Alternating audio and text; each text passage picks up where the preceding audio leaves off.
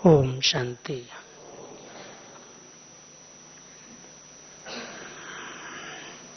ये जनवरी मास विशेष ब्राह्मण आत्माओं के लिए विशेष मास है। इसको हम सभी हर वर्ष अव्यक्त मास के रूप में मनाते हैं। जितने भी बाबा के बच्चे ब्रह्मा कुमार और ब्रह्मा कुमारी कहलाते हैं, सभी ब्राह्मण आत्माओं के लिए ब्रह्मा बाप का अव्यक्त होना ये विशेष प्रेरणादायी वरदानी मास के रूप में हम सभी बहुत भावना और श्रद्धा के साथ पूरा ही मास तपस्या करते हैं। पूरा ही मास हम सबको विशेष बाप दादा का इशारा रहता है। बच्चे इस मास में जिस भावना से आप पुरुषार्थ करेंगे, विशेष आपको वरदानों की अनुभूति होगी, क्योंकि भाग्य विधाता ब्रह्मा बाबा विशेष शिव भोलानाथ भंडारी के साथ अपने बच्चों पर वरदानों की वर्षा करते हैं। इस पुरुषोत्तम युग में हम सभी अपनी स्थिति को पुरुषोत्तम बनाएं। वो पुरुषोत्तम स्थिति क्या है जिसको बाबा ने एक सरल शब्दों में साकार बाबा के महावाक्यों को रिवाइज करते हुए कहा कि बच्चे जितना समय हो सके देही अभिमानी स्थिति में रहो। ये एक नेचुरल बन जाए। जैसे आधा कल्प तक देह अभिमान के लिए कोई पुरुषार्थ नहीं किया, नेचुरल ही देह अभिमान में आए हो, ऐसे ही वर्तमान समय बाप समान बनने वाली आत्माएं नेचुरल देही अभिमानी स्थिति में रहें तो लक्ष्य और लक्षण समान हो जाएगा। तो पुरुषोत्तम माना ही पुरुष और स्त्री नहीं, लेकिन मैं आत्मा हूं, पुरुष आत्मा हूं और सर्वश्रेष्ठ आत्मा हूं।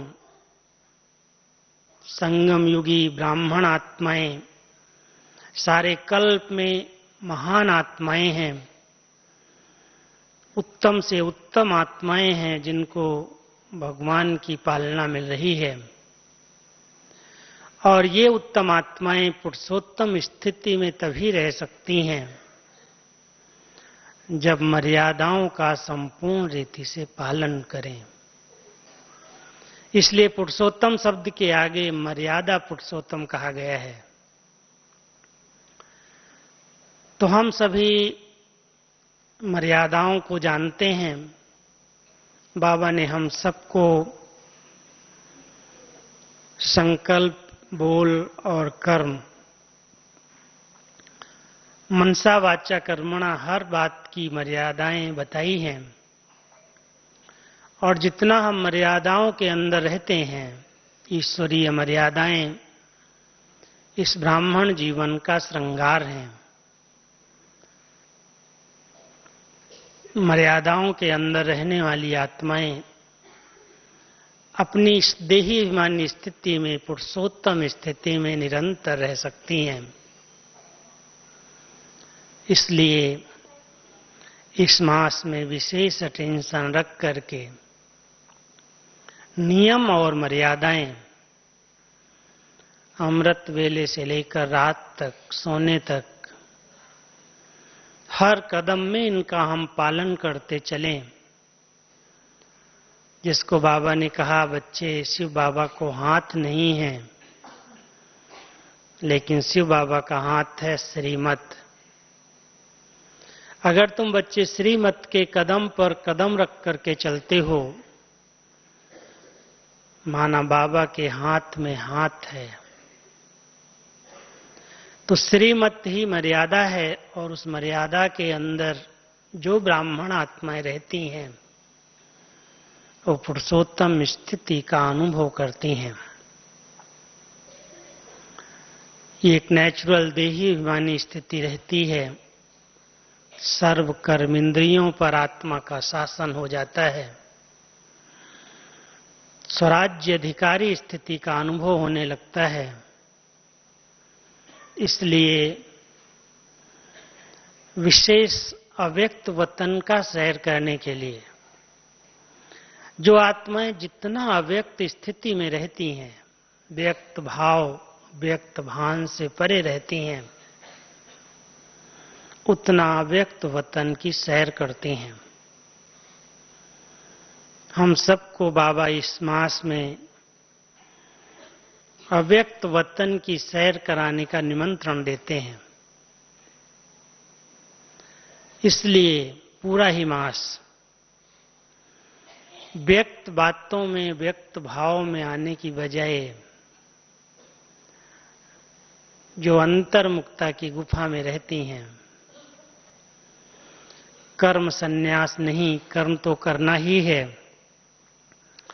लेकिन कर्म करते हुए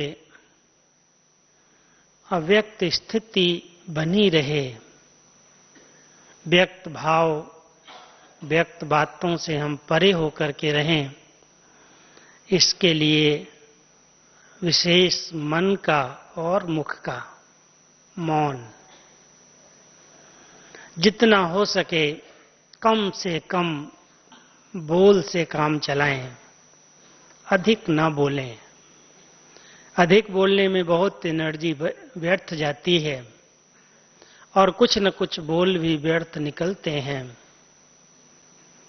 इसलिए बीच बीच में बाबा ने तो अभी हम सबको होमवर्क के अंदर 10 मिनट को थोड़ा सा ढील दिया, भले 5 मिनट करो, 6 मिनट करो, लेकिन इसको छोड़ो नहीं, अभ्यास चलता रहे।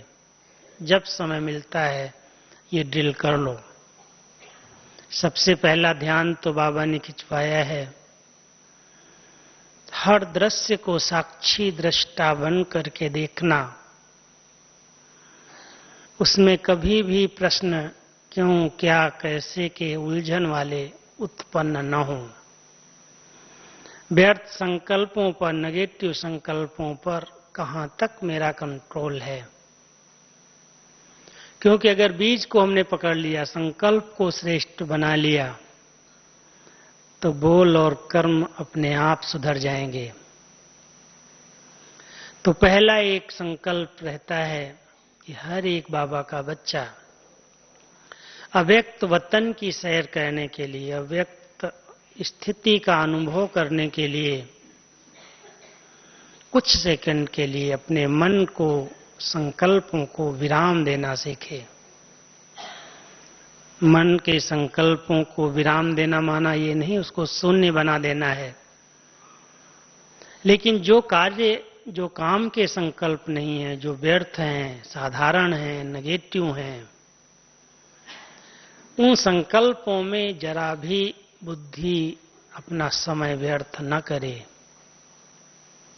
ये है मन का मौन। मुख का मौन का मतलब ये नहीं कि कुछ भी हो जाए, बोलना ही नहीं है, लेकिन जितने कम बोल में, बाबा हमेशा कहते हैं महान आत्माओं के बोल गिनती किए जा सकते हैं। अगर सारे दिन के बोल कोई गिनती करना चाहे तो गिनती कर सकता है कि आज हमने सारे दिन में कितना बोला। जहां पर 10 बोल से काम हो सकता है, वहां पर 2 शब्द 2 बोल बोल करके काम निकाल लिया जाए, 10 की बजाय 15 बोल न निकले। कम से कम बोल बोल करके इस एनर्जी को बचाएं।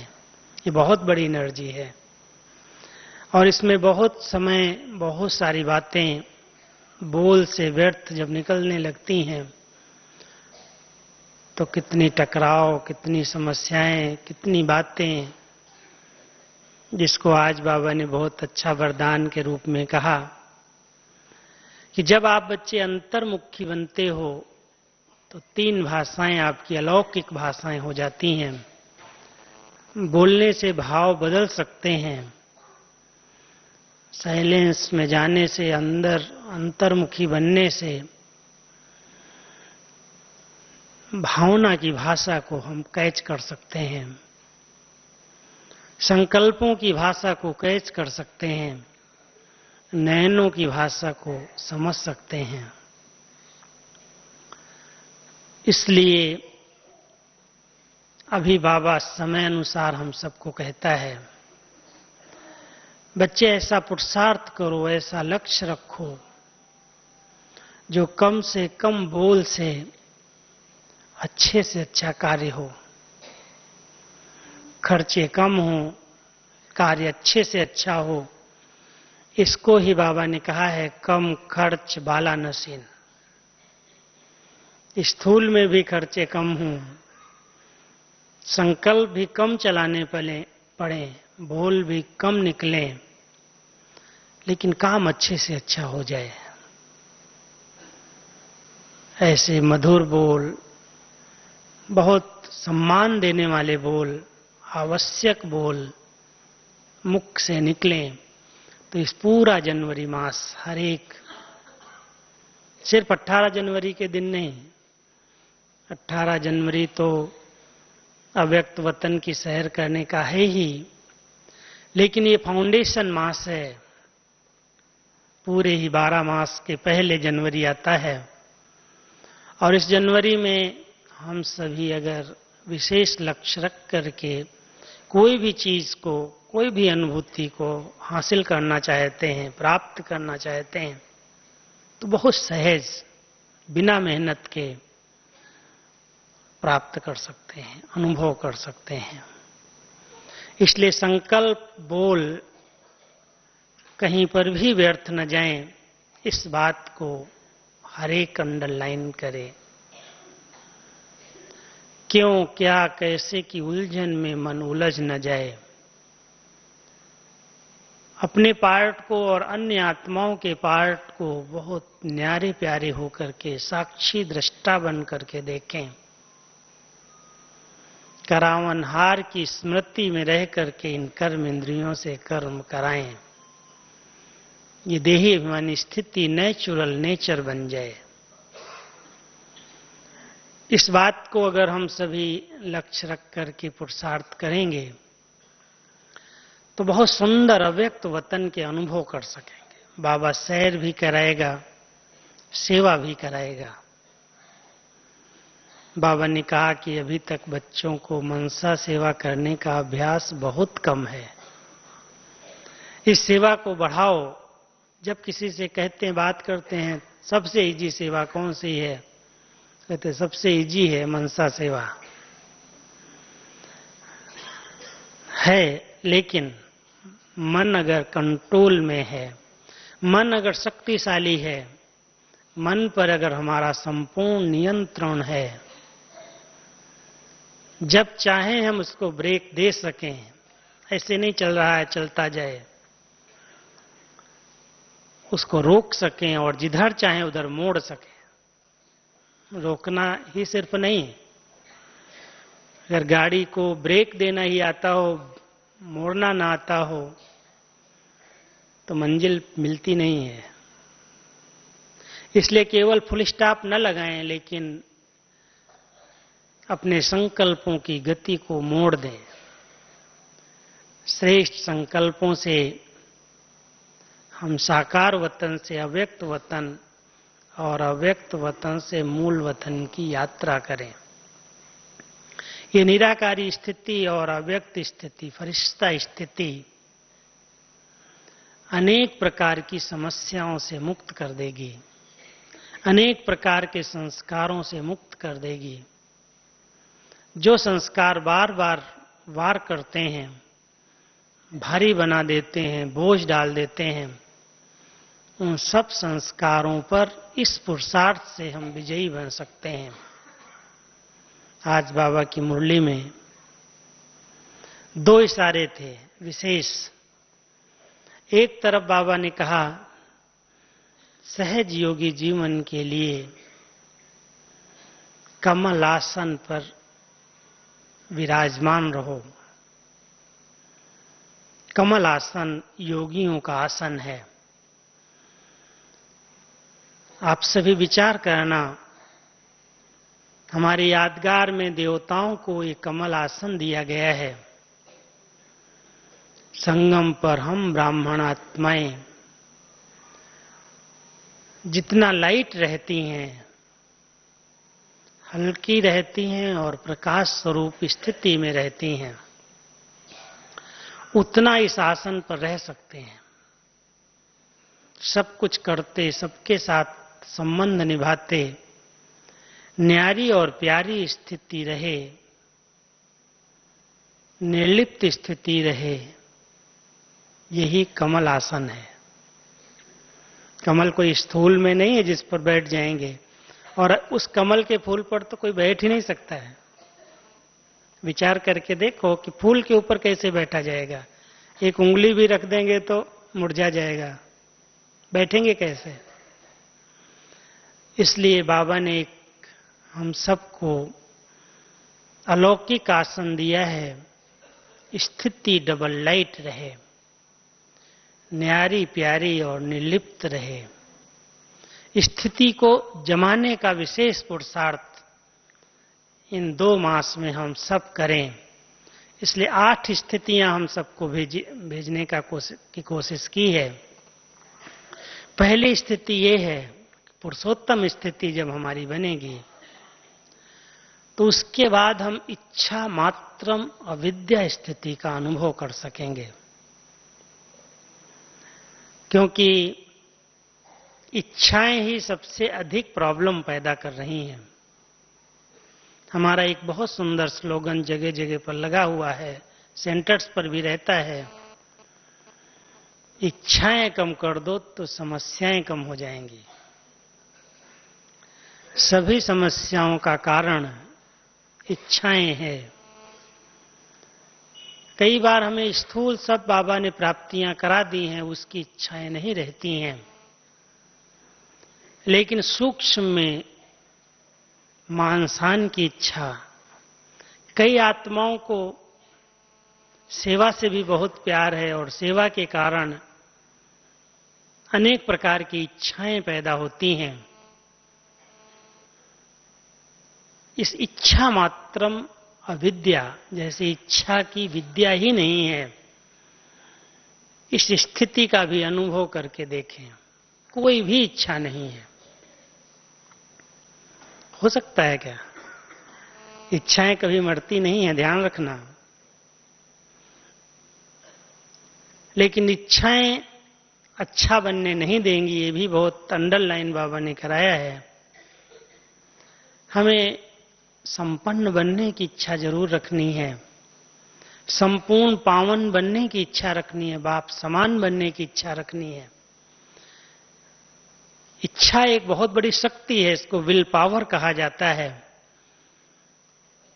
जब इच्छाएं हमारी दृढ़ हो जाती हैं तो कोई भी कार्य असंभव नहीं रहता।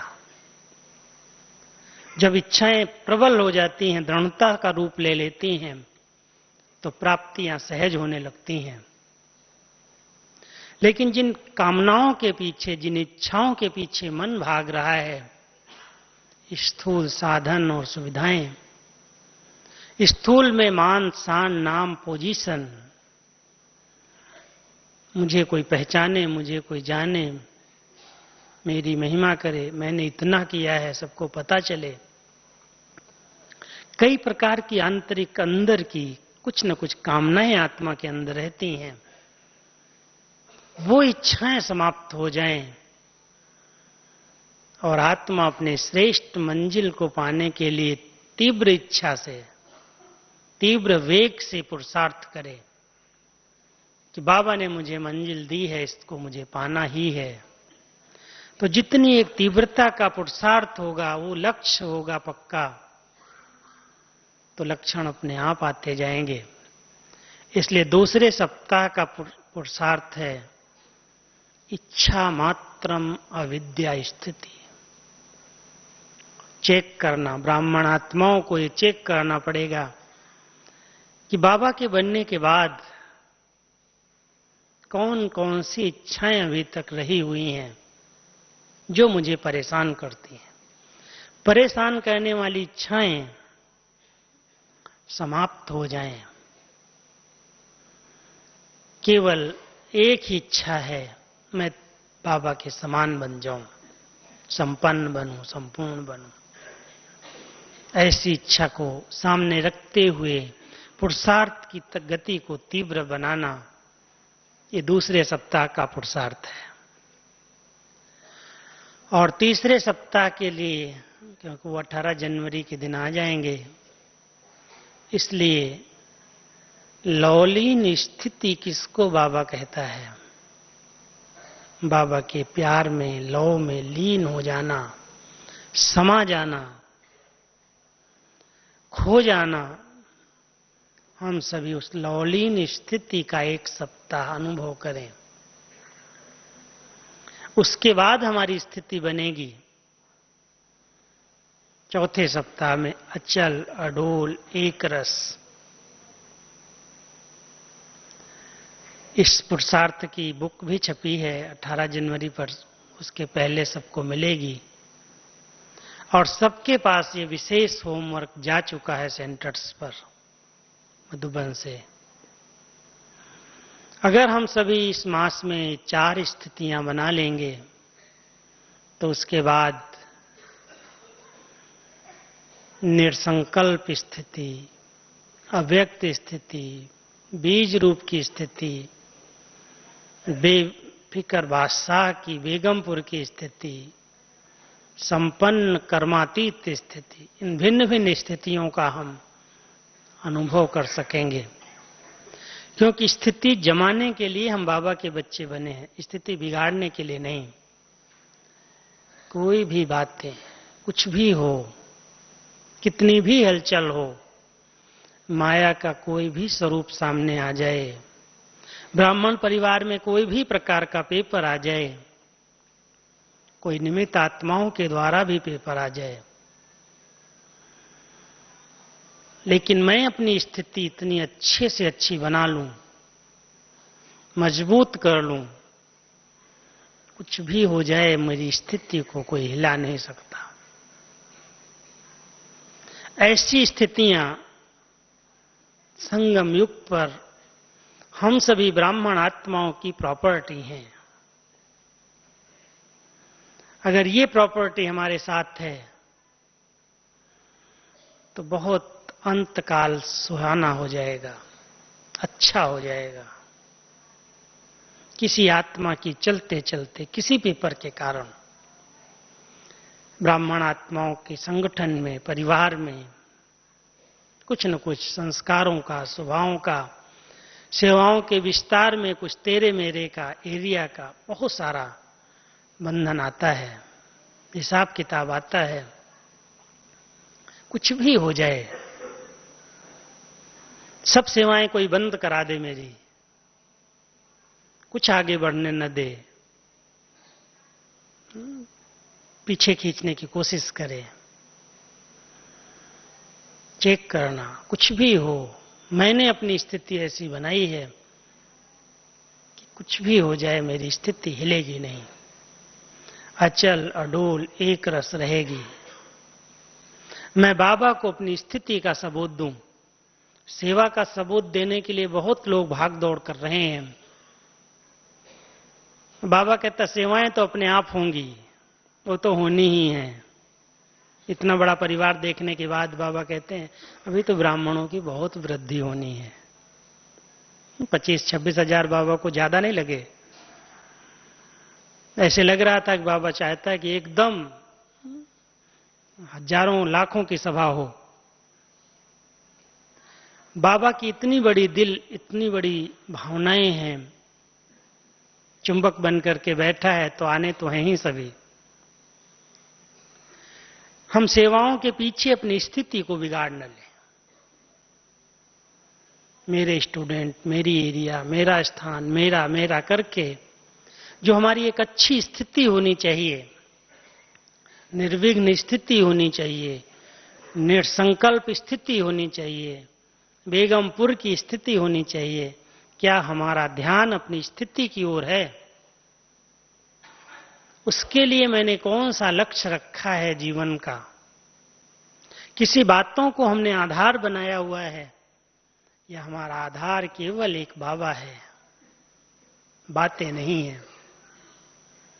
जो आत्माएं बाबा के चिंतन में, बाबा की स्मृतियों में रहती हैं, जिनके ध्यान पर है कि बाबा मेरे से क्या चाहता है,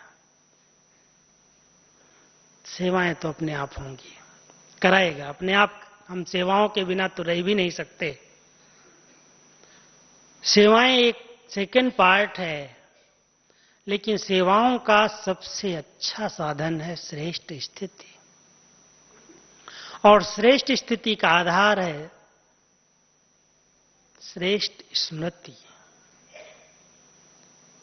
जब स्मृतियां हमारी अच्छे से अच्छी रहती हैं, कोई कमजोरी की बात स्मृति में नहीं रहती, अपनी और दूसरों की। कई बार हम अपनी कमजोरियों को, अपनी कमियों को नहीं देखते हैं, उन पर ध्यान कम जाता है। लेकिन दूसरा अगर व्यक्ति सामने आ जाता तो उसकी सब कमजोरियां, उसकी सब कमियां, उसने कब मुझे क्या कहा था, इसके साथ मेरी कौन सी घटना घटी थी, हो सकता है 5 साल 10 साल हम उसको भूले हुए हों, लेकिन अगर वो व्यक्ति सामने आ जाता है, फौरन वो स्मृति आ जाती है कि इस व्यक्ति ने इस समय मेरे साथ ऐसा व्यवहार किया था, ये है ऐसा, इसे संभल के रहना। बहुत सारी बातें उसके प्रति उस समय जागृत हो जाती स्मृति के अंदर। पास्ट की स्मृतियों पर ब्रेक लग जाए और उसकी विशेषताओं पर हमारा ध्यान जाए, हम अपनी स्मृतियों को चेक करें। अगर पास्ट की व्यर्थ और नेगेटिव बातें, कमजोरी की बातें, स्वभाव और संस्कार की बातें उसके सामने आते ही हमारे अंदर इमर्ज हो गई स्मृतियां, स्थिति को बिगाड़ देंगे। यदि मैं आत्मा अच्छे से अच्छी स्थिति में रहना चाहती हूं, तो बाबा जो रोज हमें होमवर्क दे रहे हैं, उसका रोज सुमिरन करते करते स्मृति स्वरूप बन जाए। सुमिरन जरूरी है। पहले हमने चिंतन किया, मनन किया, सुमिरन किया, और सुमिरन करते करते हमारा स्वरूप स्मृति स्वरूप बन गया। अगर सुमिरन ही नहीं है, अगर कहें हम आप बाबा की मुरली रिवाइज कीजिए, हमको तो याद ही नहीं रहता है, याद ही नहीं है। वैसे अगर पूछा जाए तो दुनिया भर की बातें याद रहेंगी। लौकिक परिवार के अंदर क्या हुआ, कौन है, कितने संबंधी हैं, पता नहीं कितनी बड़ी लिस्ट सामने रहती है, सब बातें याद आ जाती, स्मृति रहती है। लेकिन बाबा की मुरली में आज क्या था, स्मृति कोई याद कराता है तो भी याद नहीं आती, एक बात भी कभी कभी याद नहीं आती। इतना स्मृति पर हमारा अटेंशन नहीं है। इसलिए बाबा कहता अटेंशन और चेकिंग, बार बार उसको रिवाइज करो। रिवाइज करने से स्मृति का स्वरूप बनते जाएंगे, और जब स्मृति में बातें रहेंगी तो स्थिति अच्छी बन जाएगी, और स्थिति अच्छी बन जाएगी तो परिस्थितियां कैसी भी क्यों ना आ जाएं, विजय हुई पड़ी है। इसलिए हर एक को अपनी स्थिति जमाने का पुरुषार्थ करना, जमाना है। छोटी छोटी बातों में, मैं इस बार कोई से मिल रहा था, हमने कहा एक चार्ट मधुबन में आप भेज सकते हो। एक चार्ट सिर्फ भेजना कि मेरी मूड सुबह से रात तक इस जनवरी मास में, एक मास के अंदर कभी भी कोई मूड बिगड़ी तो नहीं। कभी बहुत ऊंची मूड और कभी एकदम अपसेट, कभी एकदम हर्षित, जैसे सब प्राप्तियां बाबा ने करा दी, खुश मूड, खुश मिजाज, कभी एकदम निराश, कभी दिल से कष्ट। सोचना, बाबा आपको बहुत मदद करेगा।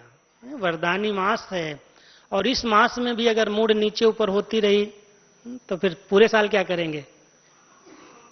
इस मास में आप चेक करना कि मेरी मूड सचमुच एक रस रही, कुछ भी हो जाए होने दो। बाबा हमारा सर्वशक्तिमान साथी है। इंजेक्शन तो लग गया ना साथी का, उससे सब बीमारियां ठीक हो जाती है। एक इंजेक्शन लगा देते उसको लाइफ मिल जाती है। हमको बाबा ने ज्ञान का इंजेक्शन लगाया है, अपने साथ का इंजेक्शन लगाया है। हम बाबा के साथ रह करके चेक करें, देखें। जब भगवान हमारा साथी है, सर्वशक्तिमान हमारे साथ है, तो कुछ भी हो जाए मैं अपनी मूड खराब होने नहीं दूंगा, बिगड़ने नहीं दूंगा। एक रस मूड, हर्षित चित्त, हर्षित मूड, बेफिक्र स्थिति, बेगमपुर की स्थिति, कोई गम नहीं, कोई चिंता नहीं। पेपर कितने भी आए सब पार हो जाएंगे। साथी सर्वशक्तिमान है, हमारे साथ स्वयं भगवान कंबाइंड है, कोई साधारण नहीं है। इस विशेष स्मृति से अगर हम सभी इस मास में लक्ष्य रखें, इस वरदानी मास के अंदर हम अपनी एक रस मूड से, व्यक्त और व्यर्थ बातों से मुक्त रह करके अव्यक्त वतन की सैर करेंगे और इन विशेष स्थितियों का अनुभव करेंगे, मैं समझता हूं हमारा ये मास सफल हो जाएगा। और आने वाला पूरा वर्ष, पेपर का वर्ष भले हो, कितने भी शारीरिक संबंध के, शरीर के, प्रकृति के, धन के, संपत्ति के पेपर आ जाएं, लेकिन मैं आत्मा अपनी श्रेष्ठ स्थिति के द्वारा हर पेपर को पार करके बाबा से नंबर 1 का सर्टिफिकेट लूं। 5 बातों का चार्ट इस मास हर एक नोट करना। भिन्न भिन्न सरकमस्टांस व अनेक प्रकार की हलचलों की बातों में अचल स्थिति रही। बातें कैसी भी हों, स्थिति अचल। क्या और क्यों के प्रश्नों के बजाय फुल स्टॉप लगाया। कितनी देर में लगा, चेक करना। पहले अचल स्थिति कितना समय रही, कोई भी हलचल वाली बात आई, मूड नहीं बदली, अचल रहे, और फिर फुल स्टॉप लगा। दूसरा प्रश्न है, व्यर्थ, साधारण और नेगेटिव विचारों को श्रेष्ठ सकारात्मक विचारों में परिवर्तन किया। व्यर्थ, साधारण और नेगेटिव विचारों को श्रेष्ठ सकारात्मक विचारों में परिवर्तन किया। तीसरा, युक्तियुक्त मधुर और सम्मानजनक बोल बोले।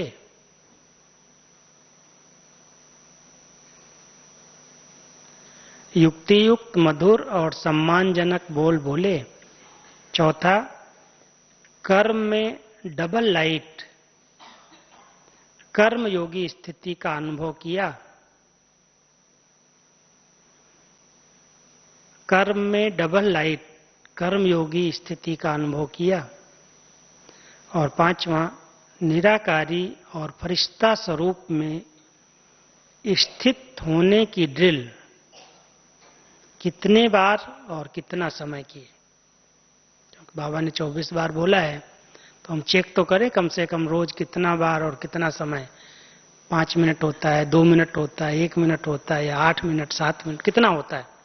अगर चेक करेंगे तो पूरे घंटे, 24 घंटे के अंदर का चार्ट लिख सकते हैं। तो निराकारी और फरिश्ता स्वरूप में स्थित होने की ड्रिल कितने बार, कितना समय किया। तो ये जनवरी मास के लिए 5 बातें विशेष चार्ट के रूप में भेजी गई हैं, और डायरेक्शंस तो वही हैं। अंतर्मुखता पर ध्यान हो, विशेष अव्यक्त मास है, इसलिए कर्मयोगी करावनहार की स्मृति बनी रहे, व्यक्त भाव, व्यक्त बातों से मुक्त रहें। अभी हम सभी 3 मिनट के लिए ड्रिल करेंगे। तो सभी साकार वतन से अपने लाइट के वतन में, फिर लाइट के वतन से मूल वतन की स्थिति का अनुभव करो। भ्रकुटी आसन को छोड़ना नहीं, आसन पर बैठ करके करना। बाबा की पलकों में बैठ करके बहुत लाइट बन करके लाइट के वतन में चलो।